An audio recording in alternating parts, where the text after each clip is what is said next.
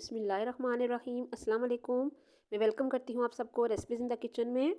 रमज़ानुल मुबारक के हवाले से आज मैं आप लोगों के साथ बहुत ही यूनिक और आसान रेसिपी शेयर करूँगी। अगर आपके घर में आलू हैं और मैदा है तो आप ये यूनिक रेसिपी बनाकर घर वालों को हैरान कर दें।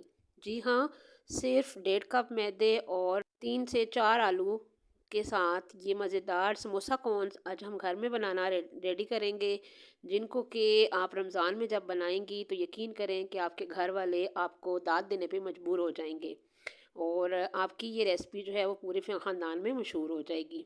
तो चलिए रेसिपी स्टार्ट करते हैं। ये समोसा कॉर्न्स बनाने के लिए यहाँ पे मैंने 1.5 कप के करीब मैदा ले लिया है।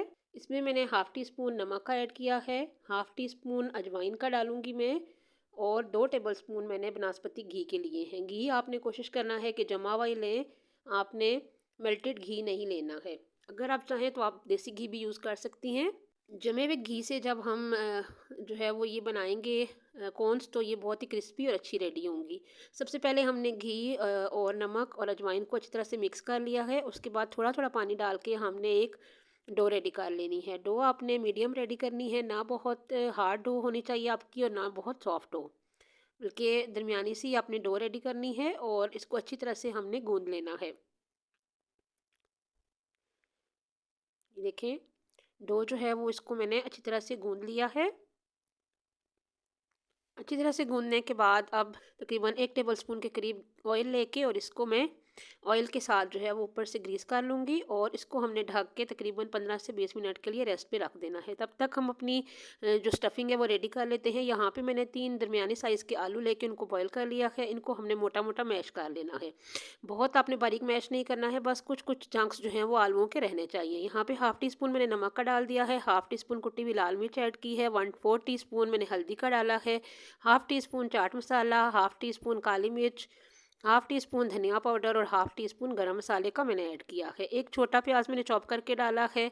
हाफ़ कप मैंने हरा धनिया जो है वो फ्रेश डाल दिया है और 2 हरी मिर्चें मैंने बारीक काट के डाल दी हैं। ये सारी चीज़ें डाल के और हमने अच्छी तरह से इन मसालों को मिक्स करना है आलूओं के साथ, कि तमाम मसाले और जो हमने प्याज ऐड किया है और धनिया, ये सारा का सारा अच्छी तरह से इस स्टफ़िंग में मिक्स हो जाए और एक चटपटी सी मज़ेदार हमारी स्टफ़िंग यहाँ पे रेडी हो गई है। अब देखें, जो आटा है इसको रेस्ट देने के बाद 15 से 20 मिनट के बाद दोबारा से हल्का सा मैं इसको गूंद लूँगी, 1-2 मुक्कियाँ लगा लूँगी और इसके बाद फिर हमने इसके पेड़े रेडी कर लेने हैं। हमने एक ही साइज़ के जो है छोटे छोटे पेड़े रेडी करने हैं। मैंने इस डो से 5 पेड़े जो हैं वो रेडी कर लिए हैं। इस तरह से आपने पेड़े बना के और प्लेट में रख लेने हैं। अब एक एक करके पेड़ों को मैं बेलती जाऊँगी। हमने एक बहुत ही अच्छी और बारीक रोटी बेलनी है। जितनी आप ये रोटी बेल सकती हों उतनी आप ये रोटी बेल लें। देखें, अब इसकी आप चेक करें कि कितनी पतली ये मैंने रोटी बेली है। अब एक तवा गरम करके और इस पे हमने कोई ऑयल कुछ नहीं डालना है, बस तवे को गरम करके और हमने रोटी को तवे पे डाल देना है। बस हमने हल्का सा रोटी को दोनों साइडों से सेकना है और इसके बाद फिर हमने रोटी को उतार लेना है। हमने इसको ओवर कुक नहीं करना है, वरना ये हार्ड हो जाएगी और इसको हैंडल करना मुश्किल होगा।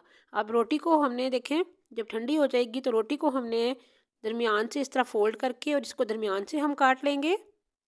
किसी भी पिज़्ज़ा कटर या छुरी की हेल्प से आप काट लें और इस तरह से दोबारा से इसको हम फ़ोल्ड करेंगे तो एक रोटी के हमने 4-4 हिस्से बनाने हैं। तो इसको भी मैं कट कर लूँगी। इसी तरह से मैंने सारी अपनी 5 की 5 रोटियाँ रेडी कर ली हैं और देखें, एक रोटी से 4 अगर कॉर्न्स बनी है तो 5 रोटियों से आपकी जो है ढेर सारी कॉर्न्स बन के रेडी हो जाएंगी।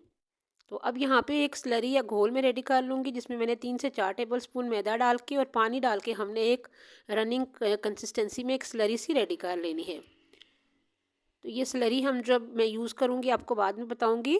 तो ये देखिए कितनी सारी हमारी जो ये डो है, जो डो हमने बनाई थी, कितनी सारी हमारी पट्टियाँ जो हैं वो रेडी हो गई हैं। अब आपने क्या करना है, एक एक पट्टी को उठाना है और ये जो हमने घोल सा रेडी किया है इसको हमने लगा के एक साइड से हमने नीचे की तरफ लगाना है और एक साइड से हमने ऊपर की तरफ लगाना है और इस तरह एक कोन की शेप दे के आपने इसको बंद कर देना है और आपकी जो 2 उंगलियां हैं उसमें आपने इस कोन को फंसा के और इस तरह से हमने आलू डाल के स्टफिंग डाल के और इस तरह से हमने ये कॉर्न जो है वो रेडी करती जानी है। एक और देखें, मैं आपको बनाना सिखा रही हूँ किस तरह से मैं रेडी कर रही हूँ।